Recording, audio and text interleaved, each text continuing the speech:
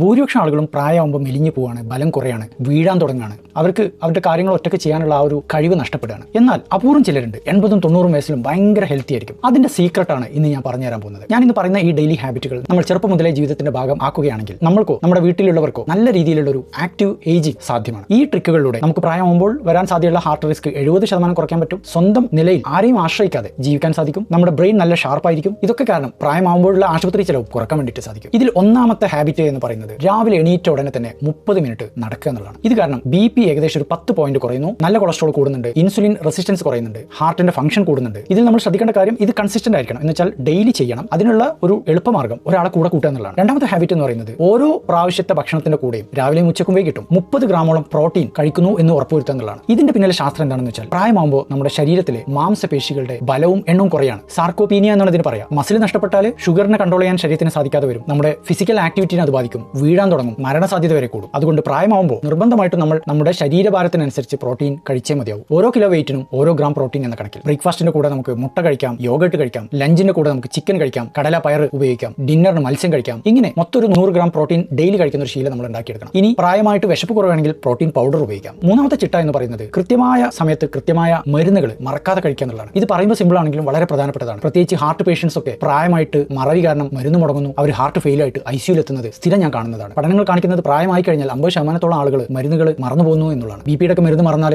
Stroke സംഭവിക്കും, രക്തോട്ടത്തിന്റെ ഗുളിക മറന്നുപോയാൽ attack വരുന്നു, കൊളസ്ട്രോളിന്റെ ഗുളിക മറന്നുപോയാൽ ബ്ലോക്ക് സംഭവിക്കുന്നു. അതുകൊണ്ട് അലാം വെച്ചിട്ടാണെങ്കിലും മരുന്ന് കഴിക്കണം എന്നാ പറയാം. നാലാമത്തെ ചിട്ട എന്ന് പറയുന്നത് നമ്മൾ സോഷ്യലി ഭയങ്കര കണക്റ്റഡ് ആയിരിക്കണം, ഫ്രണ്ട്സുമായിട്ടും കുടുംബമായിട്ടും. അതിനായിട്ട് നമുക്ക് മോർണിംഗ് എക്സർസൈസ് ഒരുമിച്ച് ചെയ്യാം, മോർണിംഗ് വാക്ക് ഒരുമിച്ച് ചെയ്യാം, എല്ലാ ആഴ്ചയും വീക്കെൻഡിൽ ഒത്തുകൂടാം, ഡെയിലി ഫ്രണ്ട്സിനെ ഫോണിൽ വിളിക്കാം, ആരാധനാലയങ്ങളിലൊക്കെ നമുക്കൊരു വളണ്ടിയർ വർക്കിന് പോവാം. പഠനങ്ങൾ കാണിക്കുന്നത് ഏകാന്തമായിട്ട് ജീവിക്കുന്ന വ്യക്തികളുടെ ഹാർട്ടിന്റെ റിസ്ക് 30% കൂടുന്നതാണ്. സോഷ്യൽ കണക്ഷൻ ഇല്ലാത്ത വ്യക്തികൾക്ക് സ്ട്രെസ് കൂടുതലായിരിക്കും, അവരുടെ കോർട്ടിസോൾ ഹോർമോൺ കൂടും. ഇത് രക്തധമനികളിൽ നീർക്കെട്ടുണ്ടാക്കും. ഏറ്റവും നല്ല സോഷ്യൽ കണക്ഷനിൽ ഒന്നാണ് സ്വന്തം പേരക്കുട്ടികളുടെ കൂടെ ഒരുപാട് സമയം ചെലവഴിക്കുക, കളിക്കുക എന്നുള്ളത്. അഞ്ചാമത്തത് അവർ ദിവസം മുഴുവൻ നോക്കുകയാണെങ്കിൽ വെറുതെ ഇരിക്കില്ല, എന്തെങ്കിലുമൊക്കെ ചെയ്തുകൊണ്ടിരിക്കും. ലിഫ്റ്റ് ഉണ്ടെങ്കിലും അവർ കോണിപ്പടികൾ ഉപയോഗിക്കും, വണ്ടി ഉണ്ടെങ്കിലും കഴിയുന്നതും അവർ അത് ഉപയോഗിക്കാതെ നടക്കുക ചെയ്യുക, ഗാർഡനിങ് ചെയ്യും, ഫോൺ ചെയ്യുമ്പോൾ നടന്നുകൊണ്ടിരിക്കും, പേരക്കുട്ടികളുടെ കൂടെ കളിച്ചുകൊണ്ടിരിക്കും. മറ്റൊരു കാര്യം, ഉച്ചഭക്ഷണത്തിന് ശേഷം ഒരു 20 മിനിറ്റ് ചിലർ നടക്കുന്നതാണ്. കുറേ നേരം വെറുതെ ഇരിക്കുന്നത് അവർ ഒഴിവാക്കും. ഇതെല്ലാം കാരണം BP സ്റ്റേബിൾ ആയിരിക്കും, കാലിൽ രക്തം അടിഞ്ഞു കൂടുന്നത് കുറവായിരിക്കും, മസിലും ജോയിന്റ് ഒക്കെ ഫിറ്റ് ആയിരിക്കും. ആറാമത്തെ കാര്യം, അവർ ഭക്ഷണത്തിൽ ഒരു മെഡിറ്ററേനിയൻ സ്റ്റൈൽ കൊണ്ടുവരാൻ നോക്കും. എന്ന് വെച്ചാൽ അൾട്രാ പ്രോസസ്ഡ് ഫുഡൊക്കെ ഒഴിവാക്കും, ഷുഗറും റെഡ് മീറ്റും കരിച്ചതും പൊരിച്ചതും സ്നാക്സ് ഒക്കെ ഒഴിവാക്കും. പകരം വെജിറ്റബിൾസ് നന്നായിട്ട് ഉപയോഗിക്കും, ഒലിവ് ഓയിൽ ഉപയോഗിക്കും, ഹെൽത്തി ഫാറ്റും മഗ്നീഷ്യം പ്രോട്ടീനൊക്കെ കിട്ടാനായിട്ട് നട്ട്സ് ഉപയോഗിക്കും, മത്തി അയല തുടങ്ങിയ മത്സ്യങ്ങൾ കഴിക്കും, ഫൈബറുള്ള ഭക്ഷണം കൂടുതൽ ഉപയോഗിക്കും. ഏഴാമതായിട്ട് അവർ ചെയ്യുക, ഡിന്നർ എപ്പോഴും രാത്രി 7 മണിയുടെ മുമ്പ് തന്നെ ഫിനിഷ് ആക്കും. പിന്നെ രാവിലെ ബ്രേക്ക്ഫാസ്റ്റ് മാത്രമേ ഉണ്ടാവുള്ളൂ. അപ്പോൾ ഏകദേശം ഒരു 12 മണിക്കൂർ അവർ പോലും അറിയാതെ ഒരു ഓവർനൈറ്റ് ഫാസ്റ്റിംഗിലേക്ക് പോവാണ്. ഓവർനൈറ്റ് ഫാസ്റ്റിംഗ് ഉണ്ടെങ്കിൽ കോശങ്ങളുടെ ഒരു ക്ലീനിങ് നന്നായിട്ട് നടക്കും, മെറ്റബോളിസവും ദഹനമൊക്കെ ഒരു